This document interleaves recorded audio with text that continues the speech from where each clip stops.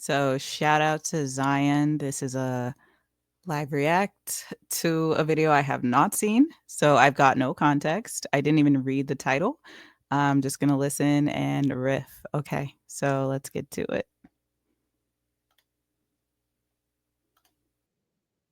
Listen, parent, quit running your house as if it's a fucking democracy. It is not. Your household is a dictatorship. Well, do what I say, do or fucking else.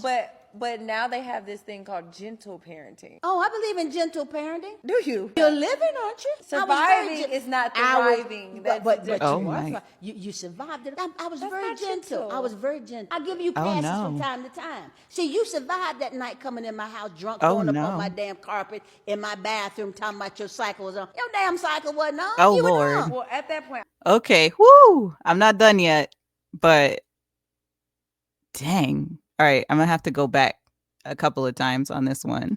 I was way too old for gentle parenting. Gentle parenting is like when they're growing up, you don't whoop them. Oh, hell no. The don't. Bible says. The Bible Spare the doesn't rod for say the that. child. So I believe in whipping that ass. I don't believe in abuse, but I believe in whipping that ass and letting that ass know. Reach out and touch Somebody. somebody's Oh my and make this God. world a better place. Whoa.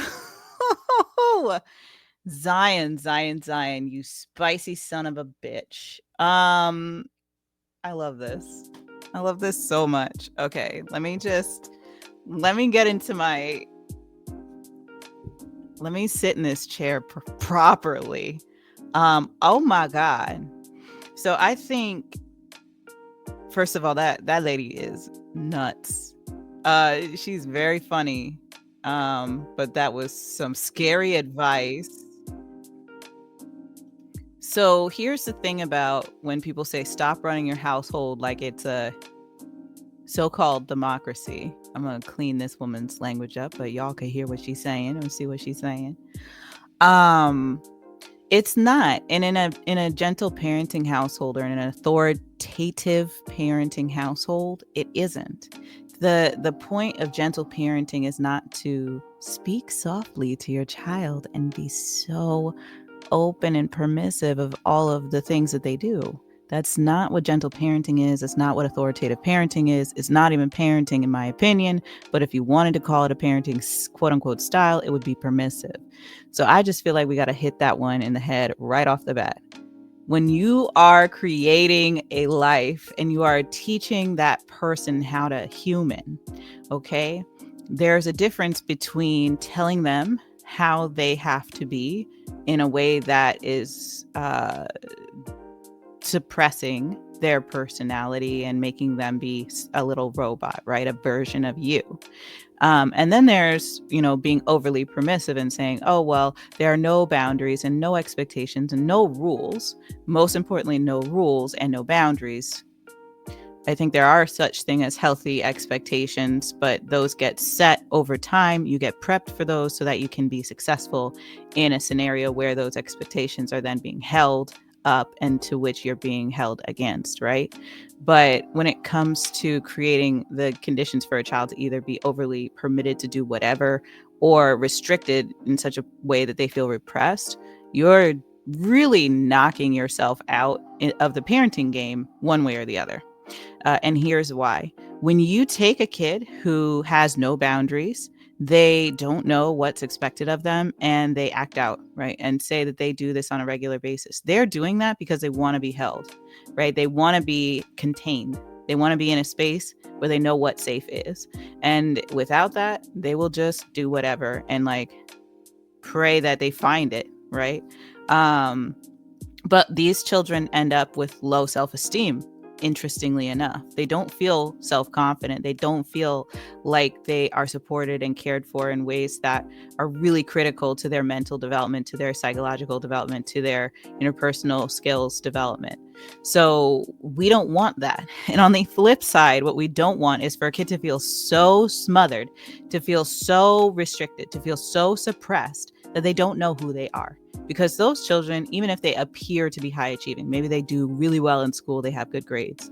Maybe they are high achievers, they go out, they get multiple degrees. Maybe they go out, they become radically self-reliant. These children who grow into adults, who are very steely and very closed off emotionally and don't know how to deal with their feelings, and who therefore either suppress those feelings or get overwhelmed by them and have inappropriate outbursts, are also developmentally delayed, right? They are emotionally stunted as adults, and they're incapable of creating the healthy interpersonal relationships that we want to see in the world, right? Like the ones that we crave, the ones that we say would make the world a better place. We're setting children up to not be capable of holding those kind of relationships where accountability is key, where self-expression is key, where understanding self-other boundaries is key, and individuation, right? Understanding how to interact with other people who are socially the same as them versus working with other people who may be children, right, who they're responsible for, and building up that sense of responsibility, that sense of agency, the sense of self-reliance that is not maladaptive, right? We don't see that in either extreme. When it's very far off to, repression land and suppression land, we don't see those children succeed. We see them materially succeed. But these are people who are more likely to hurt themselves, more likely to hurt someone else, more likely to be abusers. And on the flip side, again, with with children who have been raised in a permissive environment, we're still seeing, okay, these are people who are more likely to hurt themselves, more likely to be hurt by others, right, to be victimized, more likely to not have a very good sense of self-other and be in codependent and abusive relationships. And both of them are unhelpful in the long term to the child. Now, it's very sexy and attractive for whatever reason for people to look at the past and say, yes, this is great, but this is an appeal to nature and an appeal to tradition fallacy, right? Thinking that because something is the way that it had been, that means that way is the best way because you survived, right? I got here because my ancestors did X, Y, or Z. And that's a logical fallacy because you may not have survived because they did it. Your line of people may have survived despite what you did, right? Or maybe it worked in that very harsh environment where, and I'm talking about Black people here, where enslavement was a thing on a global scale, right? And where, suppression and repressive behaviors could actually save your life in the moment. But it's not an adaptive behavior you want to pass on over time, because as you increase the amount of liberty, right, the amount of liberation that your next generation is going to experience, if you keep raising them in a slave-like mentality, they're not going to be able to actually function in a free society. And then we see people who act out, people who get targeted and overly profiled in really messed up ways, right? We're thinking about, if we're thinking about Black people again, we're thinking about being racially profiled in the classroom, racially profiled out in the world in general, in the workplace, and it's simply unacceptable. What we keep robbing our people of generationally is the opportunity to be free from the beginning, right? We are taught that it's important to teach our children what the world is like so that they will survive in it. And I refuse to do that.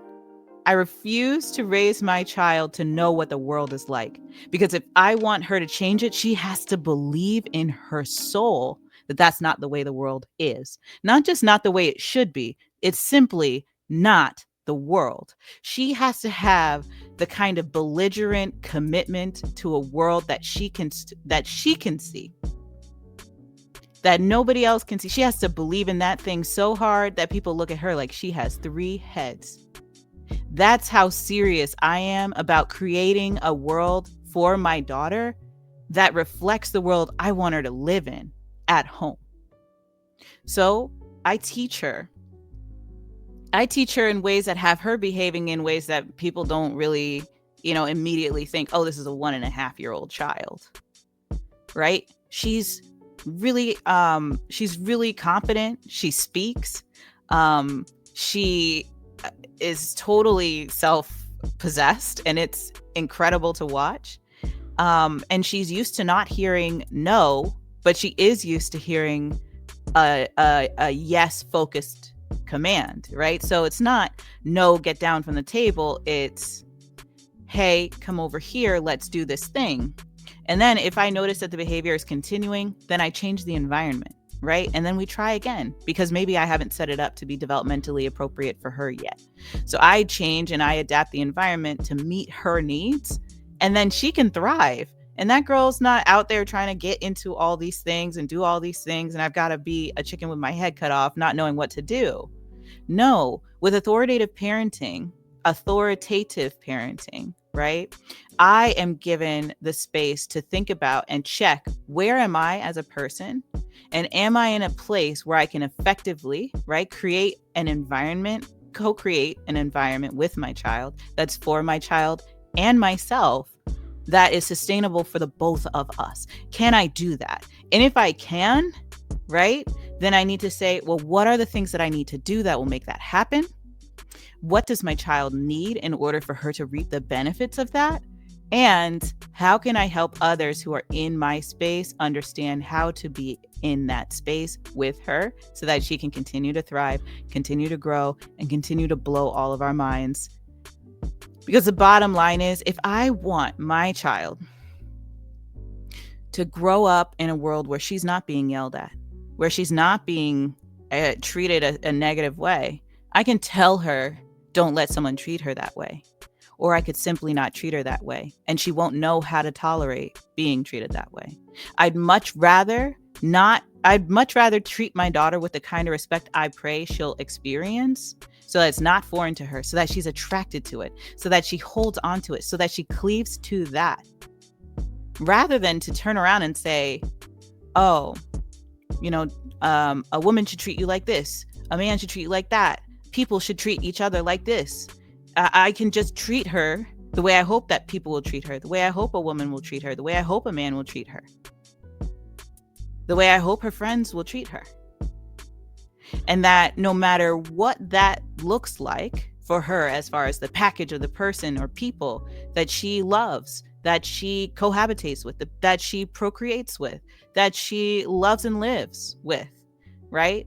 Whatever that looks like, I want it to look like what respect should look like automatically, and that everything else is icing on the cake. I don't want her to come from way back here just because I'm stuck in a place where I got hit, so I'm fine. I survived, so I'm fine. And I drag her down like a crab in a fucking barrel. I'm not going to do it. And so when I see a video like this, what I think to myself is, okay, this person is hurt, she's funny, and so she's doing both at the same time. Very good for her, right? Very entertaining, right? Very relatable. I love her, right? I love that she is being herself, that she knows who she is, and that she's telling everybody what that is. Good. But what I draw the line at is the life advice that says, beat your kid. The life advice that says, you survived, and I didn't kill you when you came home in a bad state. You know why I draw the line there? I draw the line there because that's where the motherfucking line is. Okay? I cannot call myself a parent.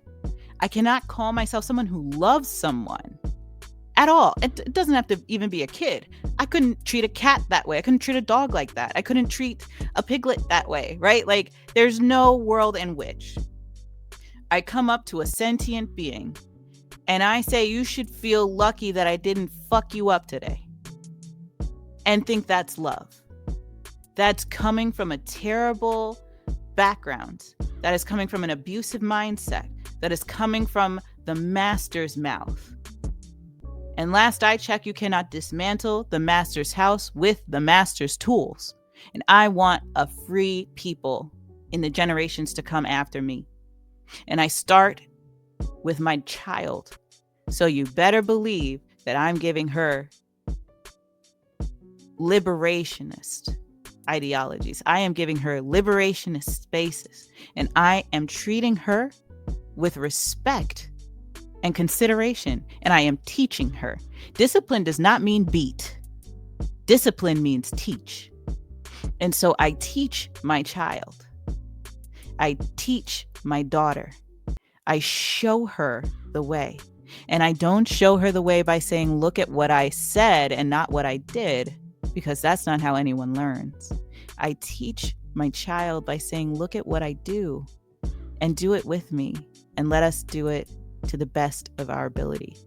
And we do that over and over and over with love, with care, with consideration, until we find our way. And when I tell you that that baby spontaneously says, hug, and hugs me because she loves the love that I give to her, because she happens to be a snuggle bug, then that's really what I mean. I don't teach her to hug me.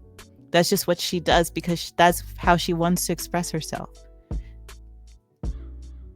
And I'm here for it. And I give her me every single day.